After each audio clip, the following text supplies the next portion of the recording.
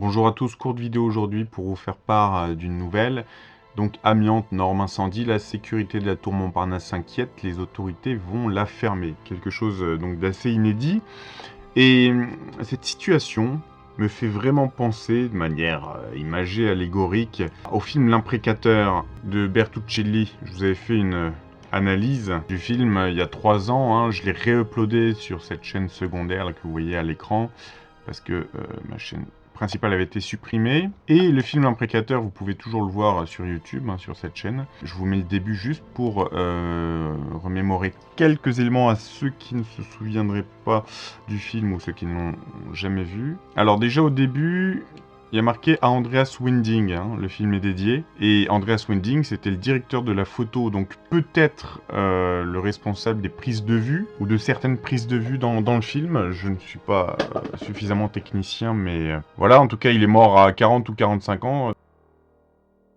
But also the toxin itself would not appear in the autopsy?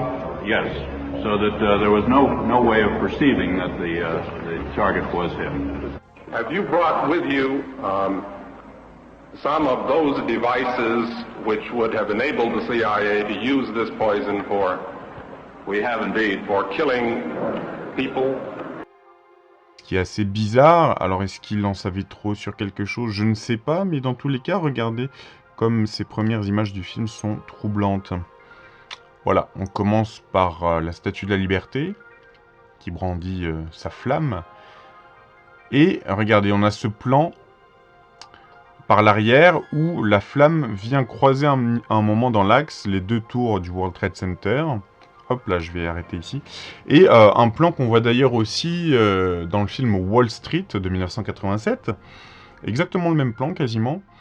Et je rappelle que le film Wall Street, c'est le film sur la finance, hein, et sur les magouilles financières. Et on va revenir à ce symbole-là plus tard. Et ici, il y a marqué New York état-major de la compagnie Ross Rees Mitchell, donc qui est une compagnie fictive, et dont le siège international est dans les World Trade Center, c'est ce qu'on nous dit.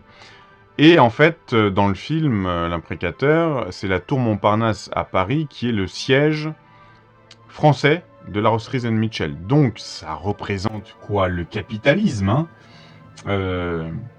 les sociétés multinationales. Et je crois que c'est le premier film français dans lequel apparaissent les World Trade Center, hein, en 77. Et comme je disais dans mon analyse, ce plan est un peu gratuit parce que on nous montre les World Trade Center juste une fois et tout le reste du film se passe à Paris. Donc c'est vraiment comme pour nous faire un clin d'œil appuyé et comme pour peut-être nous dire, regardez bien ces World Trade Center, elles sont aussi le symbole du capitalisme mais aussi de l'arrogance occidentale, blablabla. Et qu'est-ce qui se passe dans le film L'Imprécateur? Eh bien, la tour Montparnasse commence littéralement à se fissurer, et à un moment, on voit une scène où ils sont obligés de la faire évacuer, la tour. On a littéralement, en fait, des fissures au niveau des parkings. Et en plus de ça, on a un des directeurs associés, enfin je me souviens plus s'il dirige un service ou pas, qui est joué par Jean-Yann, qui est un mouton noir dans l'entreprise et qui littéralement décide secrètement de foutre le bordel dans cette société. Et en fait, la fin du film, c'est quoi? C'est cette tour qui physiquement s'écroule, mais c'est aussi, on comprend que c'est un certain capitalisme qui s'écroule, une certaine idée de la puissance, de la richesse, etc. Donc ce film est extrêmement intéressant au niveau symbolique. Mais voilà, qu'est-ce que veulent nous dire, nous symboliser ces tours du World Trade Center qui apparaissent au début? C'est bien pour nous dire quelque chose, je vous assure. Alors, est-ce que Bertuccelli faisait partie de réalisateurs communistes, comme par exemple Jean-Daniel Simon? Je ne sais pas du tout. Je ne sais pas du tout, je ne sais pas de quelle obédience il était, mais à l'époque, il y en avait pas mal. Enfin, il y avait des gens assez courageux pour dire, pour dénoncer ce qui n'allait pas dans le système occidental. Mais voilà, vous voyez, on voit très bien les tours, hein. Il y a une insistance sur ces tours. Et donc voilà, moi quand je vois cette nouvelle, les autorités décident de la fermeture de la tour Montparnasse, c'est assez inédit. Je me dis, tiens, qu'est-ce qui se passe? Alors ici, on a une petite précision intéressante, hein. Ça a été juste après le départ soudain de Frédéric Lemos, représentant le principal copropriétaire, l'OPCI TMM1, LFPI en majoritaire, Xavier Niel, famille Decaux. Donc si je comprends bien, c'est celui qui dirige une sorte de société SCI qui regroupe plusieurs propriétaires, dont Xavier Niel. Alors Xavier Niel, si c'est pas un représentant du capitalisme à l'occidental, je sais pas ce que c'est, hein. Et donc on nous apprend ici dans ce poste que donc le représentant de LFPI REM, Frédéric Lemos, plus gros propriétaire de la Tour Montparnasse, a été brutalement révoqué le 17 novembre 2025, donc il y a quelques semaines. Alors voilà, quel est le sens derrière tout ça? Quelle est la stratégie? Je sais pas. Dans tous les cas, la LFPI REIM est une société de gestion de portefeuille agréée par l'autorité des marchés financiers depuis le 28 février 2013, spécialisée dans la gestion de fonds d'investissement alternatifs immobiliers. Donc, là aussi, hein, symboliquement, cette LFPI représente un peu voilà, la finance, hein, agréée par l'autorité des marchés financiers. Donc quand je vous parlais de ces tours, je vous parlais tout à l'heure des World Trade Center, mais c'est valable avec la tour Montparnasse, c'est un symbole phallique. Donc comme à Dubaï, c'est des symboles de puissance. C'est quelque chose de dressé comme ça, de haut, de puissant, qui représente aussi, qui symbolise le capitalisme, hein, puisqu'on nous a dit, ça ne nous avait pas échappé, ou on nous a fait croire dans le narratif officiel que pour les World Trade Center, les terroristes visaient le symbole occidental de puissance, etc. Bon, voilà. Alors, ce qui est intéressant, voilà, je vous ai mis une des affiches du film Putney Swope. Et regardez cet extrait de Putney Swope, 1969, c'est le premier film littéralement dans lequel apparaissent les World Trade Center, ou plutôt, regardez ici, les fondations du futur World Trade Center. Donc là, on en était au moment où voilà, ils construisaient les fondations. Donc c'est littéralement le premier film. Ensuite, le premier film dans lequel apparaissent les tours qui sont déjà en train d'être érigées, ça doit être, ouais, il y a Twinkie, 1970, et surtout aussi French Connection, hein, en 71. Et donc je reviens à ce film, Putney Swope, assez explicite, hein, cette affiche, on a un doigt d'honneur qui est fait, et qui est fait aux élites, hein, puisque ici on a l'affiche principale du film. En haut, ça nous dit He runs it down the flagpole and up the establishment. En gros, enfin c'est une expression que je comprends pas en totalité, mais ça veut dire il écrase, je sais pas, la concurrence ou les élites, et il passe par-dessus l'establishment, c'est-à-dire les élites, hein, et le film nous désigne bien les élites blanches, américaines, voilà. Et il fait un saut-mouton, d'ailleurs, ses jambes arquées forment une sorte de pyramide, donc il passe largement au-dessus de la pyramide, hein, comme une provocation pour montrer aux élites que, voilà, un gros doigt d'honneur. Et il fait ça aussi par-dessus une tour qui pourrait être le futur World Trade Center à l'époque, hein, c'est-à-dire, voilà, en tout cas une tour qui représente ce que représentent également les World Trade Center. Donc le film Putney Swope, rapidement, est une comédie satirique qui critique le monde de la publicité, de la représentation des races dans les films hollywoodiens et de la corruption dans les entreprises. Donc Putney est le seul noir membre du conseil d'administration d'une grande agence publicitaire de Madison Avenue à New York. Il est nommé président à l'occasion de la mort du fondateur de l'entreprise et remplace tous les employés blancs par des noirs. Donc une sorte de grand remplacement au niveau des élites. Les seuls blancs restants sont des subalternes. Donc évidemment, c'est une sorte de message un peu anarchisant qui est adressé aux élites. Et ce qui est intéressant, c'est que dans le distributeur, on a Cinéma V. Alors, on peut dire que c'est anodin. Pour moi, dès que je vois des V comme ça, qui pourraient être la première lettre de vengeance, hein, ça nous rappelle le film V pour Vendetta, vous vous souvenez, ce film anarchiste, on peut le dire, hein, qui explore des thèmes de liberté, de résistance et de justice dans une société totalitaire. Et le film Putney Swope nous dit, en fait, pourquoi c'est que des blancs qui sont à la direction. Nous, on va mettre des noirs et on va foutre le bordel. Bon. Mais ce qui est intéressant, c'est que l'hélicoptère dans le film nous montre littéralement l'endroit où commencent à être construites les World Trade Center. Et il y a deux possibilités de programmation prédictive à ce niveau-là.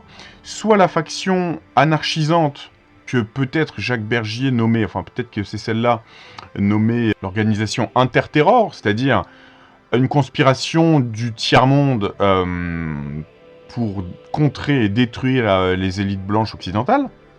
Et donc, ce film, financé par un mec, Robert Downey Sr., c'est peut-être le père de l'acteur, là, qui a le même nom, qui s'appelle Junior.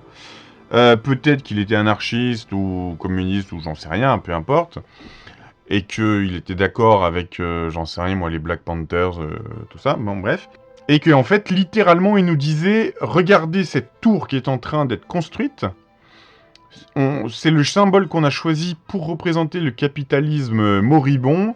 Et dans 30 ans à partir de maintenant, dans 32 ans, on détruira cette tour.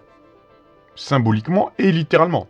C'est une possibilité, hein. Je ne dis pas que c'est la réalité seulement, bien évidemment, mais soit c'est une programmation prédictive qui vient de leur côté, soit ce sont les élites qui auraient programmé tout ça depuis le début, c'est-à-dire finalement la construction, l'érection de ce bâtiment, et donc le summum de la civilisation occidentale capitaliste qui est montré, et qui est aussi mise en scène dans sa destruction, pour ensuite donner lieu à une sorte de décroissance.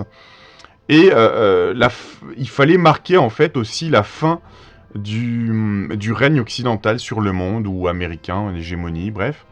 Après tout, on peut se dire qu'il y a quand même des rapports qui existaient dès 1973, des gens comme Klaus Schwab qui commençaient à écrire, à prévenir les autres élites qu'il fallait commencer avec la décroissance, c'est-à-dire polluer moins, consommer moins. Effectivement, à partir de cette époque, on a utilisé d'autres prétextes, mais pour finalement mettre un coup d'arrêt progressif au capitalisme sans limite, c'est-à-dire, comme par hasard, il y a eu la guerre du Kippour et la crise du pétrole en 69-70, comme par hasard, en 73, Nixon a décidé de séparer le dollar de l'étalon or. Enfin, je dis ça de manière grand public, je ne vais pas rentrer dans les détails. Et les voitures américaines, par exemple les Cadillac, qui faisaient 6 mètres de long en moyenne, on a commencé à faire des voitures plus petites à la fin des années 70, dans les années 80, etc. Bref, il y avait ce signal qui était envoyé, il faut moins consommer, et en fait, les élites qui se fichent de leur propre pays ou de l'Occident, c'est juste qu'ils voient ça comme des pôles à gérer. Ils se disent, enfin, ou peut-être les dirigeants de l'humanité invisibles, je sais pas, se disent, on va faire en sorte d'en finir avec l'Occident et de mettre en scène comme une pièce de théâtre tout ça pour que les gens comprennent bien que c'est fini. De la même manière que la fin d'Hollywood a été orchestrée, et Los Angeles a brûlé, et là on voit bien aujourd'hui que Netflix rachète Warner, un des grands producteurs hollywoodiens, donc c'est vraiment la fin d'une certaine image aussi de l'hégémonie occidentale dans les films. Puisque, voilà, Hollywood est mort, quoi. Ou alors il se transforme, mais vous voyez, c'est plus ce que c'était avant, on est clair là-dessus. Donc, je reviens à cette possibilité par les élites de programmer leur propre fin. Ou notre propre fin, enfin, je sais pas. Vous voyez ce que je veux dire. Et en faisant en sorte de financer indirectement ce film Putney Swap, il disait, regardez, c'est là qu'on va construire ce symbole du capitalisme, que vous verrez aussi dans le film d'ailleurs Wall Street de 1987. Voilà, regardez subliminalement, on voit bien d'ailleurs au début de l'imprécateur, on voit ce plan où la flamme de la Statue de la Liberté vient comme pour enflammer les tours, et c'est d'ailleurs pas le seul film dans lequel il y a ce... Vous voyez, ici, là. Voilà, et littéralement, on vous dit que on construira ces tours qui seront connues, et il faudra les détruire. Ok ? Et pourquoi on pourrait dire que ça a été programmé ? Parce que, par exemple, on a ce fait troublant, le numéro de téléphone 911, pour appeler les services d'urgence de New York. En gros, ça vous permet d'avoir plus rapidement quelqu'un pour les urgences, que ça soit police, pompiers ou SAMU. Tout est regroupé sous le numéro 911, 911, et la datation chez les Américains étant inversée, ça peut signifier aussi 11 septembre, 11-9-9-11. Et comme par hasard, la datation de ce numéro de téléphone 911 est venue être introduit au tout début de la construction des tours. Ou juste avant. J'avais fait une vidéo là-dessus. C'était soit en 1967 ou entre 67 et 70. Je ne sais plus quand exactement. Comme par hasard, peut-être pour habituer subliminalement les gens dans leur tête à leur faire comprendre que 911 c'était le numéro de l'urgence absolue. Et ouais. Call de 911, d'ailleurs c'était un clip de... Une musique, c'est pas Cypress Hill, c'est... Je me souviens plus qui c'est, Wyclef Jean, je sais plus. Comme pour prévenir subliminalement les New-Yorkais que l'urgence c'était le 911. Donc peut-être que X années plus tard, attention, le 911, il y aura urgence. Vous voyez ce que je veux dire? Bon, je vais pas trop rentrer dans tous ces détails, je l'ai déjà dit. Mais voilà, Putney Swope, programmation prédictive, voilà. De la décroissance, hein, les seuls blancs restants seront des subalternes.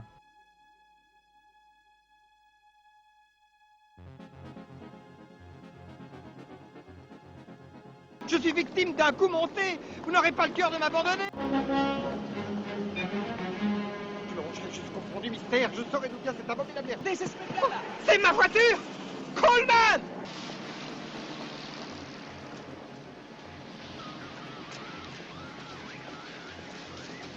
Mon frère cadet et moi, nous patronnons et finançons un programme de réhabilitation culturelle destiné à des personnes défavorisées. D'un coup monté. D'un coup monté. D'un coup monté. D'un coup monté. Gardez la monnaie. Pense grand, pense positif. Ne montre jamais de signe de faiblesse, hein.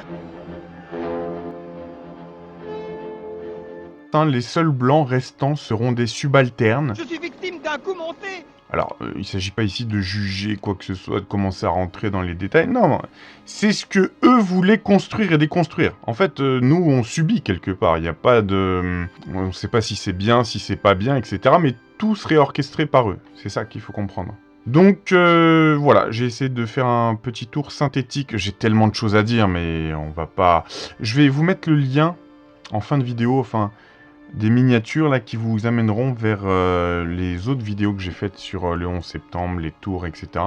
Mais voilà, moi immédiatement quand j'ai vu cette news, les autorités décident de la fermeture de la tour Montparnasse, je me suis dit, alors naturellement, hein, mon esprit s'enflamme, je me dis, est-ce qu'il s'agit vraiment des problèmes d'amiante ou de... Qu'est-ce qu'ils nous disent normes incendie, etc. C'est à cause de ça qu'on la ferme, la tour Montparnasse.